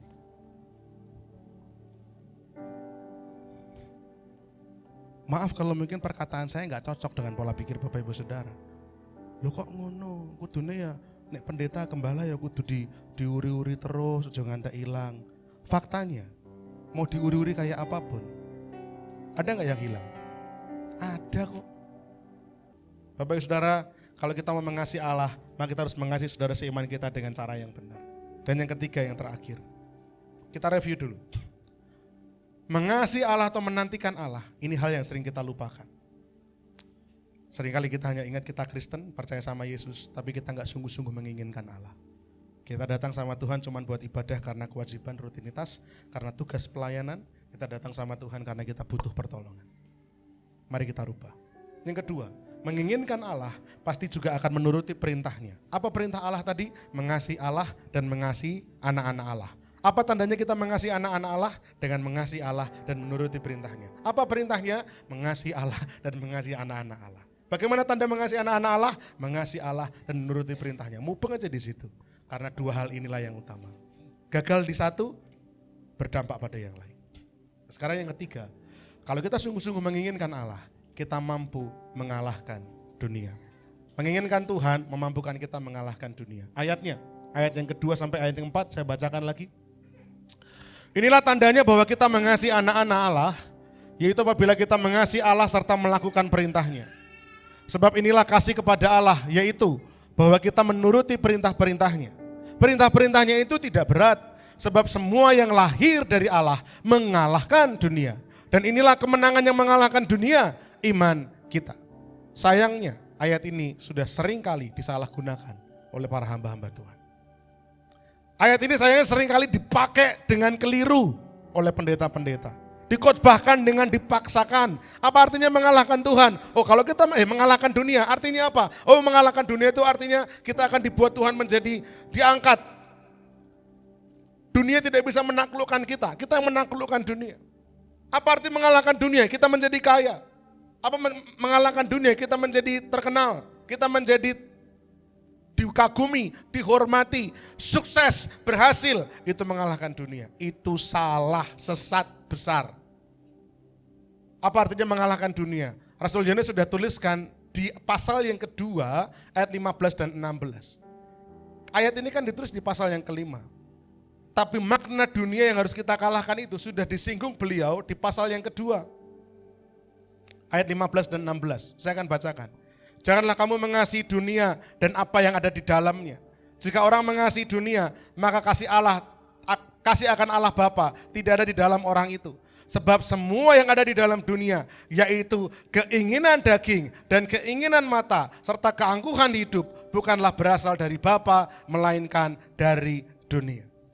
Ini bukan tentang menjadi kaya, bukan menjadi terpandang menurut dunia, tapi ini tentang menang atas hasrat daging Bapak, Ibu, dan saya terhadap dosa. Menang atas dunia itu kalau Bu Lia disodori keinginan daging, wes ora minat. Disodori keinginan mata, wes ora ono minate. Disodori keangkuhan hidup, enggak ada efeknya. Tiga hal ini yang membuat Bapak Ibu Saudara akhirnya sulit melakukan perintah-perintah Tuhan. Tadi dikatakan dalam ayat-ayat sebelumnya apa? Orang yang mengasihi Allah akan menuruti perintah-perintahnya. Dan perintah-perintahnya itu tidak berat. Kenapa selama ini kita merasa perintah Tuhan itu berat? Karena tiga hal ini yang ada dalam dunia belum bisa kita letakkan. Contoh apa? Mengampuni. Sepakat gak? Ngampuni itu gak gampang. Boleh ya? Betul? Gak gampang. Kenapa? Karena ada keangkuhan hidup, Bu. Mengampuni bukan persoalan keinginan daging. Mengampuni bukan persoalan keinginan mata. Tapi mengampuni ada keangkuhan hidup di dalamnya. Coba kalau gak ada keangkuhan hati. Enteng kok ngampuni ternyata. Betul gak Mas Gren? Tapi dia udah bersikap kayak gitu sama saya loh. Aku wis bahkan melihat saja rasanya itu hati ini. Pak, Bu, saya ngomong gini bukan karena saya sok pinter, mboten. Bukan karena saya pendeta khotbah kudu ngene, tidak. Aku ya pun nate ngalami. Sakit hati di sini, kebakar rasanya. Tapi apakah itu baik bagi kita? Ternyata enggak. Ternyata kesakitan seperti itu, akar pahit yang seperti itu bukan merugikan orang itu, tapi merugikan saya sendiri. Ketika saya menyadari hal itu, tak lepas pengampunan, beres. Tapi sekarang lepas itu ya enjoy gitu. Jadi mengasihi dengan cara ngampuni, kalau kita ngikuti caranya Tuhan, gimana caranya Tuhan tadi? Ya ini, mengalahkan keinginan daging, keinginan mata, keangkuhan hidup bisa kita taruh, ternyata perintah-perintahnya jadi ringan. Betul enggak? Misalkan, di dalam pekerjaan, anu yo, mengko pokoknya ngene-ngene iki notane njeluk nota kosong, gen kowe iso diorek-orek di kanu dhewe gitu. Karena kita udah enggak ada keinginan daging. Alah entuk paling sepiro 200-300.000 ning bar kuwi ora dadi daging, ora dadi lemak gitu mbok serasah gitu. Lah kowe nek ora ngono kowe kudu cem karo kanca-kancamu, kamu ndak bisa kerja lagi di sini. Lah kan gawean ramung ning kene tok gitu. Ada ketenangan, ada kenyamanan, ditaruh aja. Keinginan daging kita letakkan. Kalau keinginan daging, keinginan mata sudah ditaruh, keangkuhan ditaruh, perintahnya jadi berat apa ringan? Ya ringan loh Bapak Ibu. Yang bikin berat karena kita gondeli keinginan daging. Betul enggak, Dik? Karena kita gondeli keinginan mata, abot. Karena kita gondeli keangkuhan hidup, abot. Digeletaknya semua. Jadi enteng kok perintah Tuhan itu. Apapun perintahnya. Apapun perintahnya, enteng Bapak Ibu. Ya, oleh karena itu bukan tentang menjadi kaya terpandang menurut dunia, tapi makna mengalahkan dunia itu adalah menang atas hasrat daging kita terhadap dosa. Jadi iblis itu mah gocek kemana aja percuma gitu loh. Kalau semua keinginan daging, keinginan mata, keangkuhan hidup ditaruh, maka perintah-perintah Tuhan akan menjadi ringan. Gimana supaya kita bisa mengingini Tuhan menjadi yang utama dalam hidup kita? Ketika keinginan akan dunia memenuhi pikiran dan perasaan, keinginan akan Allah nggak akan lahir. Kalau keinginan akan dunia ini masih memenuhi Bapak Ibu Saudara, keinginan akan Allah tidak akan bisa muncul. Menginginkan Tuhan bukan berarti Bapak Ibu terus nggak kerja, nggak dodolan gitu ya enggak. Yang jualan seperti Bu Evi ini kan jualan. Saya pun juga jualan. Ya, seragam gitu saya jualan. Istri saya bikin somai ya jualan. Menginginkan Allah bukan berarti rasa dodolan, rasa golek duit ya enggak. Bu Yoto ya tetap jualan. Tetapi artinya kita jualan bukan lagi untuk memperkaya diri. Tapi yang penting saya cukup bisa untuk mempermuliakan Tuhan karena saya menginginkan Tuhan saya dipermuliakan. Enteng hidup. Tuhan kasih orderan job melimpah, puji Tuhan, pas sepi, yang penting saya iso bayar, yang penting ini, penting itu. Janji Tuhan itu ya dan amin. Sepakat enggak? Yang Tuhan janjikan itu cukup atau turah? Cukup. Turah terjadi pasti ada maksud. Janda yang suaminya mati, suaminya ini adalah hamba dari Elisa, Nabi Elisa. Ingat cerita itu? Dia dikejar-kejar sama penagih hutang. Ingat? Datang Nabi Elisa, janda ini nangis-nangis. Wah, Nabi, suamiku yaitu hambamu itu. Kamu kan tahu dia itu orang yang takut akan Tuhan. Tapi sekarang penagih-penagih hutang datang. Mau nagih hutang. Dan saya kalau nggak bisa bayar hutangku itu. 2 anakku ini mau diambil sama si penagih hutang. Elisa bertindak. Kumpulkan bejana-bejana sebanyak mungkin. Lalu masuk ke rumah, tutup pintu rumah. Dia kumpulkan banyak bejana, kemudian masukkan ke rumah, tuang minyak dalam bejana itu, dituang minyak yang dalam satu buli-buli ini bisa memenuhi sekian banyak bejana. Bahkan bejana-bejana yang dikumpulkan ini ketika dijual minyaknya untuk nutupi hutang masih bisa dan masih sisa. Tapi kata Elisa apa? Hiduplah dari sisanya ini. Apa maksud hidup dari sisanya? Ojo utang meneh gitu loh. Bapak Ibu Saudara, kalau sisa pasti Tuhan punya maksud. Tapi yang penting cukup. Janjinya di mana? Doa Bapa kami, berikan pada hari ini makanan kami secukupnya. Jadi kalau kita menginginkan Tuhan, kerja tetap harus untuk mencukupkan. Bapak Ibu Saudara, tapi bukan untuk menginginkan yang lain-lain. Sebaliknya, kalau keinginan akan Tuhan menguasai hati kita, maka tidak ada keinginan dunia, yaitu keinginan daging, keinginan mata, ataupun keangkuhan hidup yang mampu menaklukkan kita. Justru kita bisa menaklukkan mereka. Inilah makna sejati dari perikop kita. Perikopnya tadi apa? Iman mengalahkan dunia. Makanya benar Rasul Paulus itu menuliskan perlengkapan senjata Allah. Dalam salah satu perlengkapan senjata Allah itu apa? Yang pertama ada ketopong keselamatan. Apalagi? Perisai keadilan. Apalagi? Baju zirah kan? Apalagi? Ikat pinggang kebenaran, baju zirah. Apa itu? Apa aja? Kasut kerelaan memberitakan Injil. Pedang roh itu firman. Dan ada satu lagi, Perisai iman. Kenapa? Karena iman inilah yang mampu bisa menangkal serangan-serangan dunia, serangan-serangan iblis. Apa aja toh? Keinginan mata, keinginan daging, keangkuhan hidup. Dilawan sama iman. Bukan iman yang biasa, iman yang saya bahas di awal tadi. Jangan lupa, apa iman yang di awal tadi? Iman kepada Kristus tapi juga menginginkan Tuhan. Masa kita selama ini cuma beriman, tapi gak berhasrat sama Tuhan. Gak menginginkan Tuhan. Bapak Ibu Saudara, sebelum saya lanjutkan, bisa nggak toh kita ini jadi Kristen tapi tidak menginginkan Tuhan? Bisa nggak sih? Bisa nggak jadi orang Kristen yang nggak menginginkan Tuhan? Oh bisa. Itu sama seperti menjadi suami tapi tidak mengasihi istrinya. Karena saking sudah lama menikah, yus nikah-nikah wae. Tapi rasa kasih cinta itu dan tidak ada. Bisa enggak? Bisa. Ada kerja di sebuah tempat pekerjaan, Anda kerja di situ loh. Hidup dari situ. Tapi anyel sama atasan, anyel sama bos, bisa enggak? Bisa. Kita terikat kerja di situ. Tapi kita tidak mengasihi pekerjaan itu. Bisa. Anak, hubungan orang tua sama anak. Mereka terikat hubungan anak-anak dengan kita. Tapi bisa enggak orang tua tidak mengasihi anak? Oh bisa. Bisa. Semoga tapi tidak ada di gereja.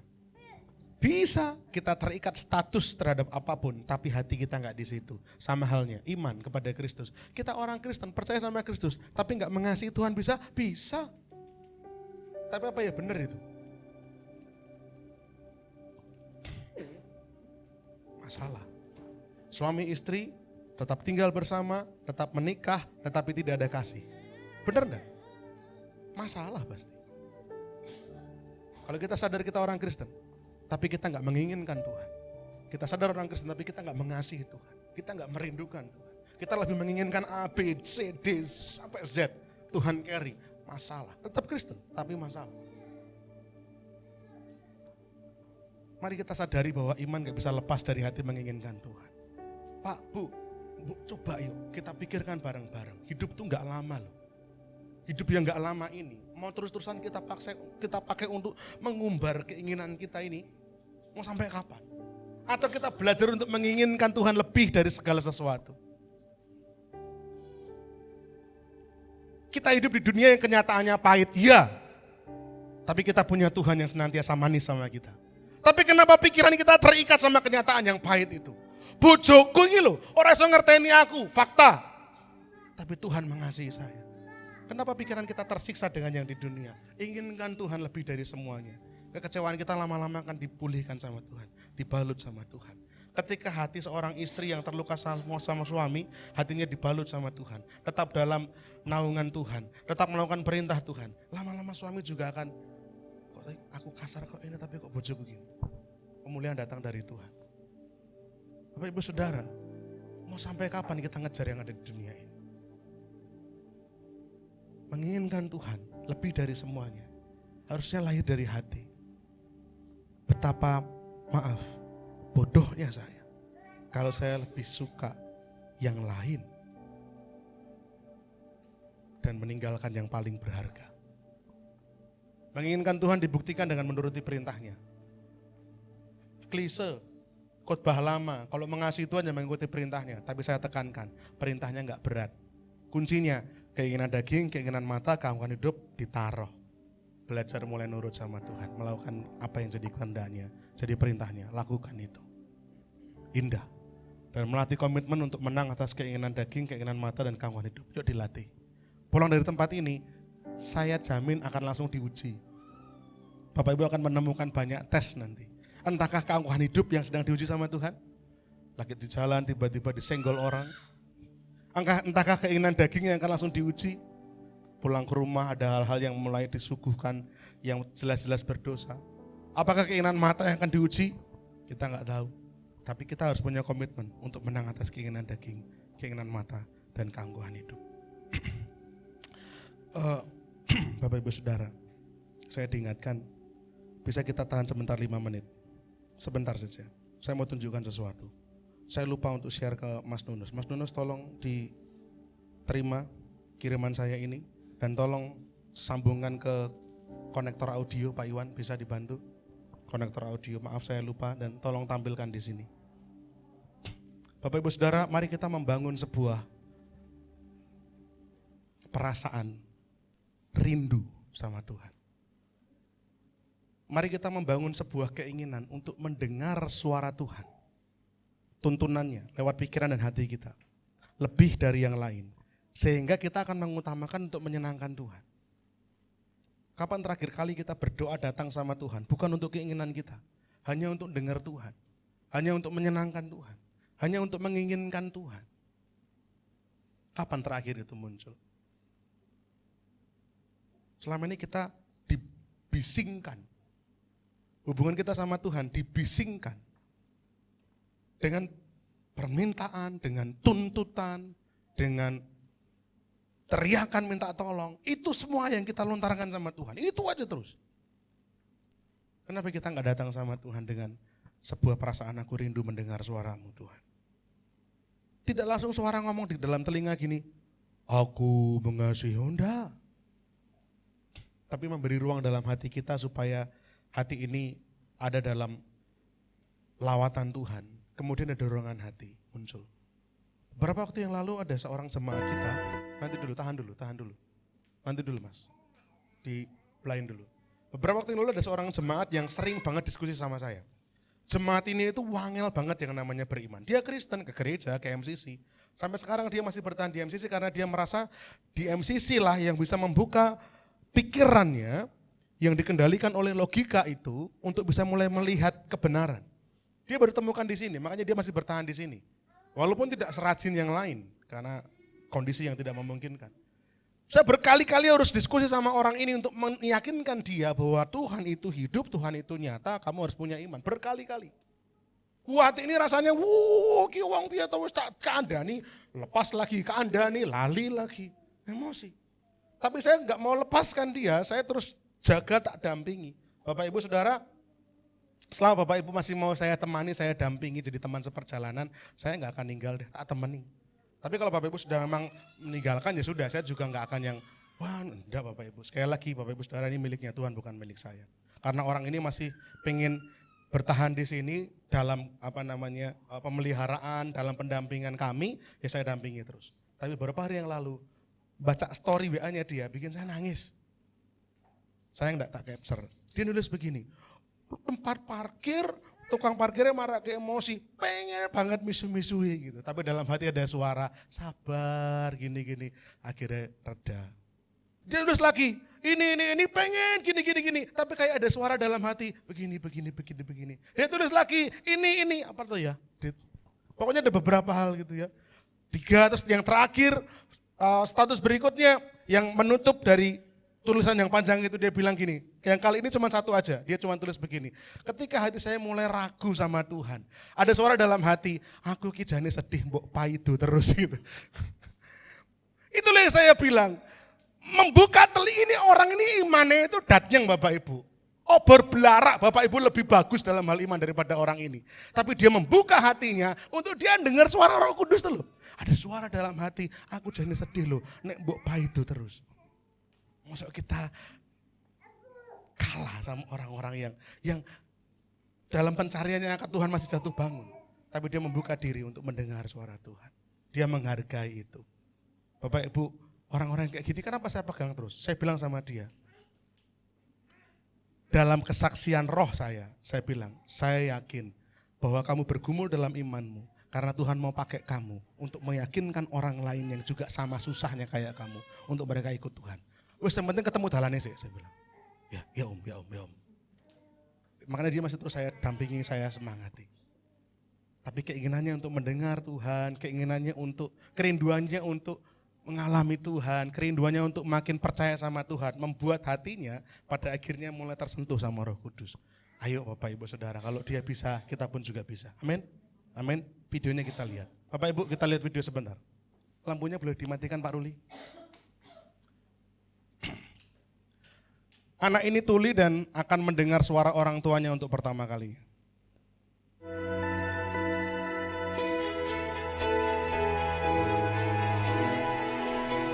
So this time when I say go, they'll both be on together, okay?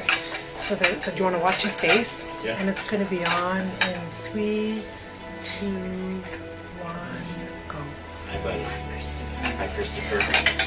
Oh, it's okay, bud. Okay. You're okay, buddy. It's okay. It's okay. It's okay.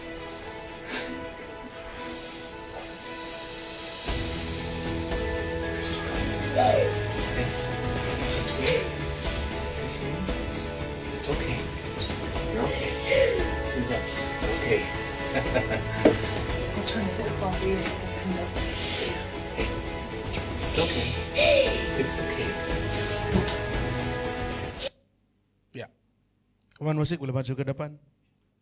Lampu boleh dinyalakan kembali Pak Ruli. Pak, Bu, Mas, Mbak. Bukankah harusnya perasaan ini juga yang muncul dalam diri kita? Kita menginginkan Tuhan. Jadi ketika kita berdoa enggak bising, enggak keberbekan, permintaan, tuntutan, semua apa yang kita mau katakan, Tuhan tolong, Tuhan tolong, Tuhan tolong, Tuhan tolong. Kita cukup duduk diam aja, Tuhan aku pengen Engkau. Saya percaya ketika Bapak Ibu mulai merasakan Tuhan melawat dalam hati, dek gitu. Habis kok hati kita ini. Wow, langsung layu rasanya, lemes. Wah, kapan terakhir kita kayak gitu? Menginginkan Tuhan gitu loh, dengar suaranya menginginkan Tuhan, deket Tuhan. Bukan cuma datang Tuhan, bayar utang Tuhan. Tuhan, disakiti Tuhan. Tuhan, pasangan hidup Tuhan. Tuhan, kerjaan Tuhan. Tuhan tolong gak kalau kita berdoa? Oh tolong, Tuhan Bapa yang baik. Tapi pernahkah kita merasakan perasaannya gitu? Kamu setiap kali datang hanya selalu seperti itu. Kapan terakhir kamu datang hanya untuk mendengar suara Tuhan? Kita boleh kerja untuk ini, untuk itu Bapak Ibu. Tapi lebih dari menginginkan yang lain. Bu, iya kita menginginkan Tuhan. Ya, main key. Kita akan siapkan hati kita. Kita akan renungkan firman Tuhan sekaligus untuk mempersiapkan hati melakukan perjamuan kudus.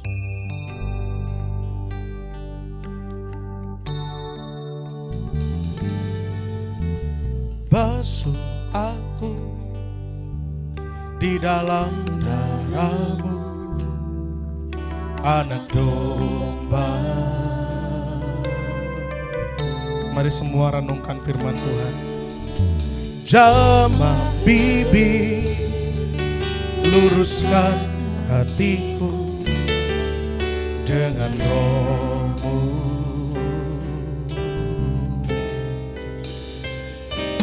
Ku rindu kemuliaan Tuhan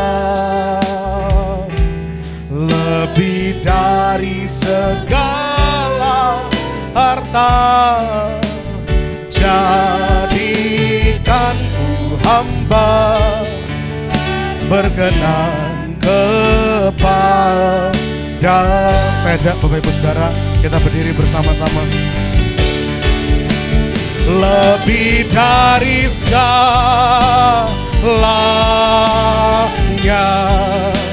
ku ingin Kau Tuhan. Emas, perak dan permata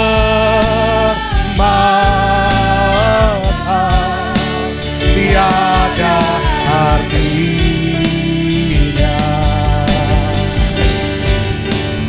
Ku ingin lebih dekat,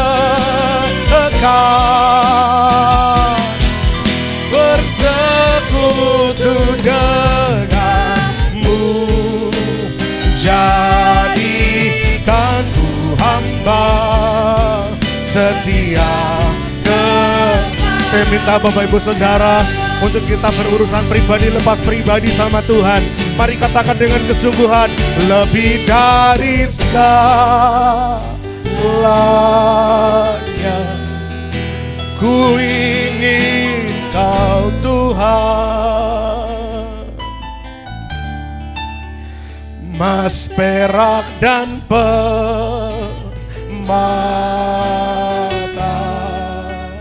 tiada artinya. Jadikan Tuhan yang terindah dalam hidup kita. Haleluya. Bersekutu denganmu, bersekutu denganmu, jadikan ku hamba setia ke. Mari semua datang pada Tuhan. Mari angkat tanganmu, angkat suaramu, lebih dari segala-galanya. Ya lainnya ku ingin Kau Tuhan, lebih dari apa yang ditawarkan dunia, emas, perak, dan permata. Kami rindu mendengarkan Engkau, kami rindu mengerti hatimu, kami rindu mengenal pribadimu Tuhan lebih lagi, lebih dekat, lebih akrab, menyatu, menjadi satu, bersekutu denganmu, jadikan ku hamba setia kepadamu, jadikan ku hamba berkenan, jadikan ku hamba berkenan kepadamu. Saya mohon dengan hormat Pak Iwan dan juga Pak Adi Grand maju ke depan, persiapkan diri. Jadikan ku setia kepadamu, setia kepadamu. Lebih dari semua yang ada di dunia, lebih dari harta, emas, perak, permata, berlian sekalipun, lebih dari cinta-cinta manusia, dari segala perhatian manusia yang seperti apapun, kami mau menaruhkan Tuhan di atas semua itu. Kami mau menginginkan Tuhan, pribadimu Tuhan. Kami mengenal Tuhan lebih dalam lagi. Sebab Tuhanlah yang paling mengerti hati kami. Sebab Tuhanlah yang sungguh-sungguh memahami pikiran kami, menyelami hidup kami. Hidup kami milik-Mu Tuhan. Terima kasih Bapa. Lawat semangat-Mu Tuhan. Agar setiap kami boleh sungguh-sungguh menyadari bahwa yang terutama, yang terbaik yang kami punya hanya Engkau saja. Terima kasih Tuhan. Hamba terbatas berkata-kata, tapi Roh Kudus Tuhan terus berbicara dalam hati kami, mengingatkan firman Tuhan ini menjadi rema dalam kehidupan jemaat semua. Agar dalam kehidupan sehari-hari kami boleh di-drive, kami dipimpin, kami dipandu oleh Roh Kudus, agar hidup kami boleh sungguh-sungguh menyenangkan hati-Mu. Sebentar kami akan ambil bagian dalam perjamuan kudus.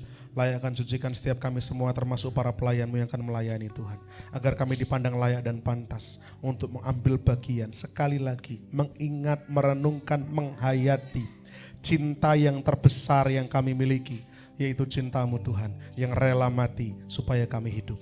Terima kasih Bapa, biar lewat perjamuan kudus ini hati kami limpah dengan syukur, dan kami terima berkat-berkat perjamuan kudus ini sepenuh hati, segenap hati kami rasakan. Dalam nama Tuhan kami Yesus, kami akan ambil bagian dalam perjamuan kudus-Mu. Haleluya, amin. Jemaat Tuhan dipersilakan duduk, dan akan dilayani perjamuan kudus oleh Pak Grand dan juga Pak Iwan. Main Ki. Oh Tuhan Yesus, kerinduan hatiku, mutiara tak ternilai, harta milikku. Keindahan-Mu memudarkan dunia, di mataku Engkau termulia.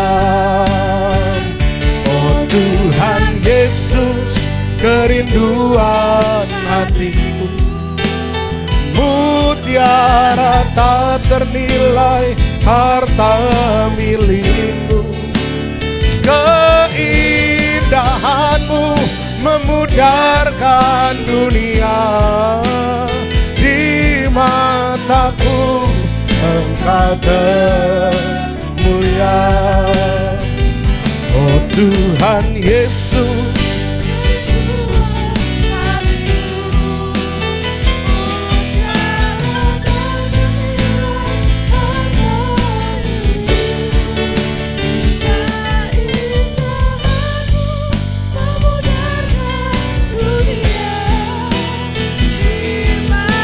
mari kita bangkit berdiri sekali lagi. Mari dengan kesungguhan hati Bapak Ibu Saudara kita serukan, oh Tuhan Yesus, kerinduan hatiku, mutiara tak ternilai harta milikku. Keindahanmu memudarkan dunia di mataku. Sekali lagi kita mau katakan dengan kesungguhan kita, oh Yesus, oh Tuhan Yesus, kerinduan hatiku, mutiara tak ternilai harta milikku. Keindahanmu memudarkan dunia di mataku. Engkau termulia di mataku, Engkau termulia di mataku, Engkau termulia.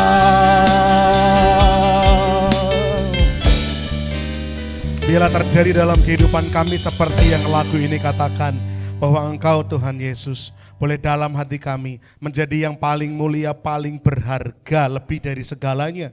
Biarlah Tuhan kami boleh sampai di tahap itu, di titik itu, mengingini Tuhan lebih dari kami menginginkan yang lainnya. Ampuni kami Tuhan kalau selama ini pikiran kami masih terdistract, pikiran kami masih dikacau balaukan dengan berbagai macam keinginan-keinginan dunia yang lain, sehingga kami gagal menuruti perintah-Mu. Tapi malam hari ini, biarlah Roh Tuhan bekerja dengan lembut dalam hati setiap jemaat, tanpa terkecuali. Kami dimampukan menginginkan Tuhan. Jemaat Tuhan, mari kita akan bersama-sama menyiapkan hati untuk menghayati, merenungkan pengorbanan Tuhan di atas kayu salib, kasih-Nya, cintanya pada kita. Tidak ada cinta yang lebih besar dari cinta Tuhan kepada kita. Mari mengangkat roti dengan tangan kanan tinggi-tinggi. Demikian tertulis firman Tuhan, sebab apa yang telah kuteruskan kepadamu, telah aku terima dari Tuhan, yaitu bahwa Tuhan Yesus pada malam waktu Ia diserahkan, mengambil roti dan sesudah itu Ia mengucap syukur atasnya. Ia memecah-mecahkannya dan berkata, inilah tubuhku yang diserahkan bagi kamu, perbuatlah ini menjadi peringatan akan aku. Mari kita makan bersama-sama dengan percaya dalam nama Tuhan Yesus Kristus.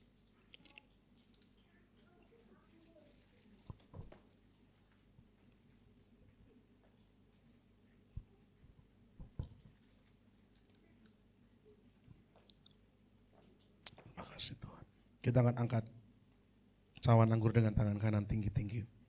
Demikian juga Yesus mengambil cawan sesudah makan, lalu berkata, cawan ini adalah perjanjian baru yang dimeteraikan oleh darahku.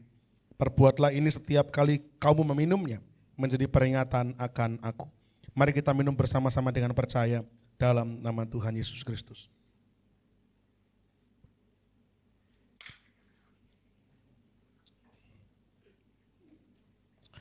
Terima kasih Tuhan. Terima kasih Bapa untuk tubuh dan darah-Mu. Kami menyatu dengan tubuh dan darah-Mu Tuhan. Kami mengucap syukur untuk cinta yang membeli lunas hidup kami. Kami mengucap syukur untuk penebusan-Mu. Hidup kami dibebaskan, hidup kami dimerdekakan. Dan kami mau pakai kehidupan kami ini lebih lagi untuk mengiring Engkau, mengikut Engkau, dan menginginkan Engkau lebih dari semuanya. Terima kasih Bapa. Dengan iman kami berkata, kami terima sepenuh-penuhnya setiap berkat-berkat rohani dari perjamuan kudus ini. Di dalam nama Tuhan kami Yesus Kristus. Kami berdoa, haleluya, amin. Silakan duduk, Tuhan Yesus memberkati. Saya serahkan pada Mbak Dita.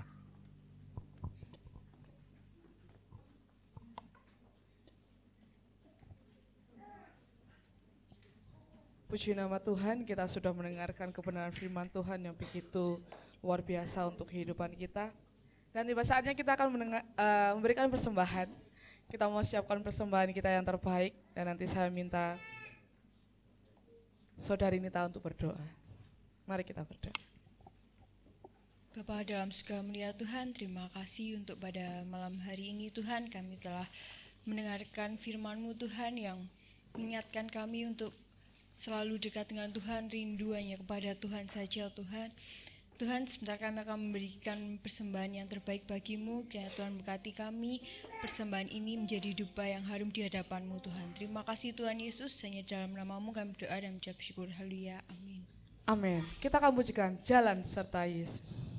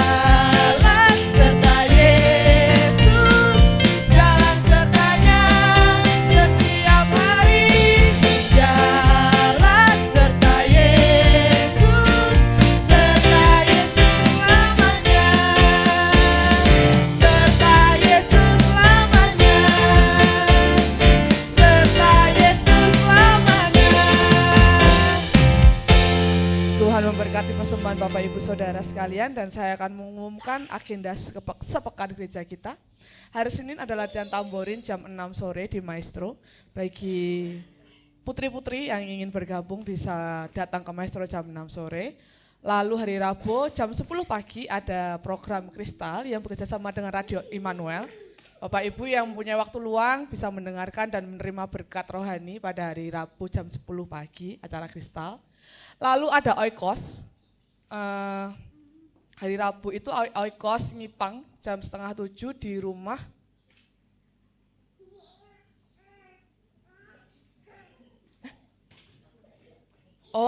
Mas Yonat ya, di rumahnya Mas Yonat. Lalu ada Oikos kandang sapi juga di rumahnya Bapak Anton. Dan Selasa ada Komba jam 6 sore, 6:30 di rumahnya Ibu Kristiani. Lalu hari Kamis ada latihan tim pujian penyembahan, ibadah raya pertama jam 6 sore, ibadah raya kedua jam 7 malam di Maestro. Lalu hari Jumat ada menara doa bagi Bapak Ibu Saudara yang rindu berdoa bersama, bisa datang di Maestro jam 6 sore. Hari Sabtu ada ibadah muda remaja Metanex jam 5:30 di Maestro. Bagi teman-teman remaja pemuda bisa bergabung bersama-sama dengan kita untuk ibadah Metanex jam 5:30. Ada tambahan Bapak?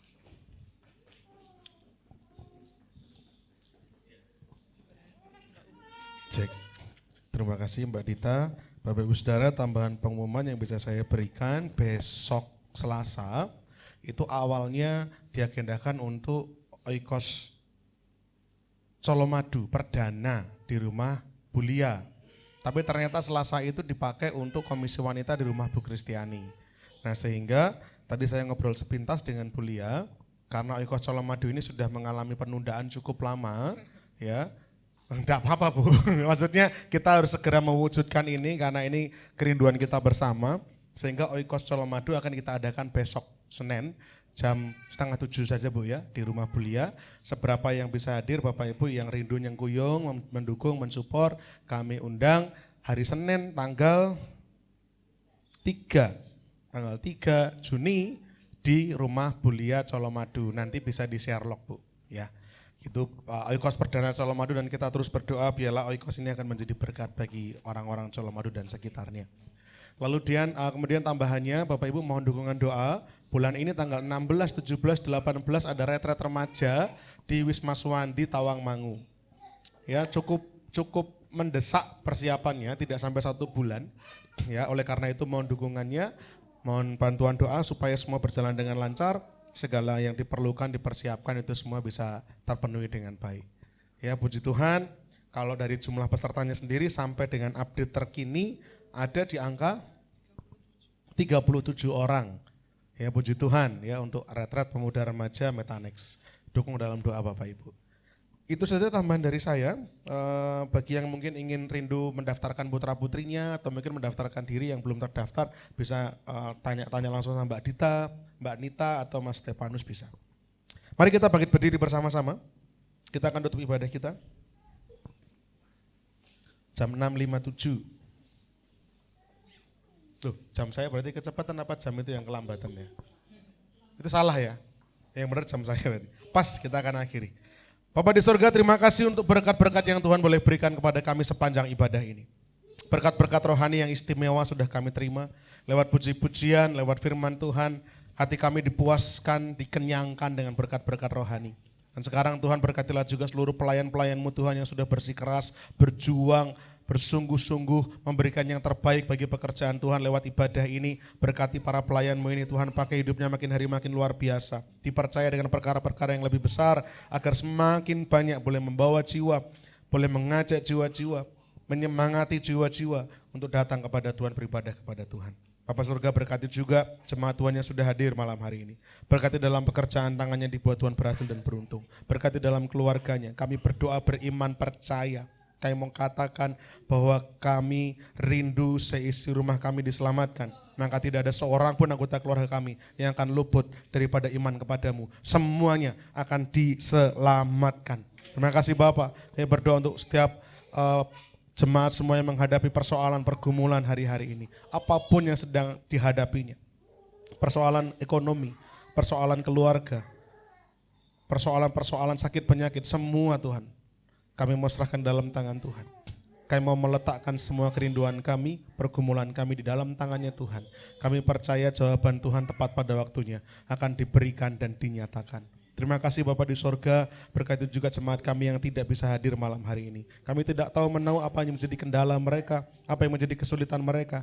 Tapi kami berdoa, Roh Kudus lawat hati mereka, gerakkan hati mereka malam ini. Sehingga di kemudian hari, ibadah berikutnya, mereka bisa ada bersama-sama dengan kami untuk beribadah, memuji memuliakan nama Tuhan. Terima kasih Tuhan, rencana agenda pelayanan sepekan GKI MCC kami serahkan dalam tangan Tuhan.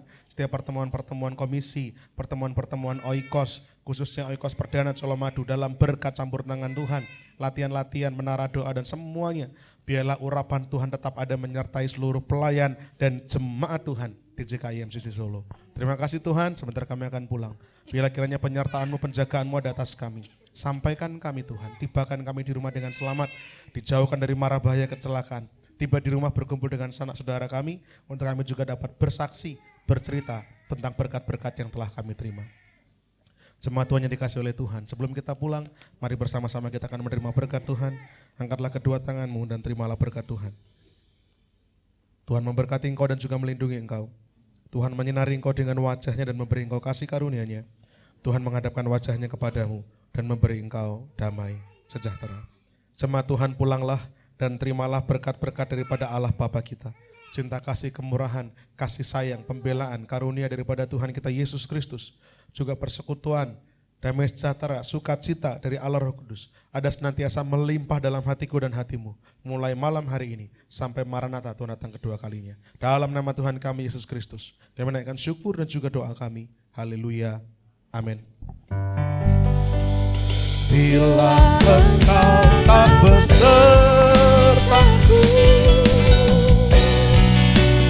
ku tak mau berjalan.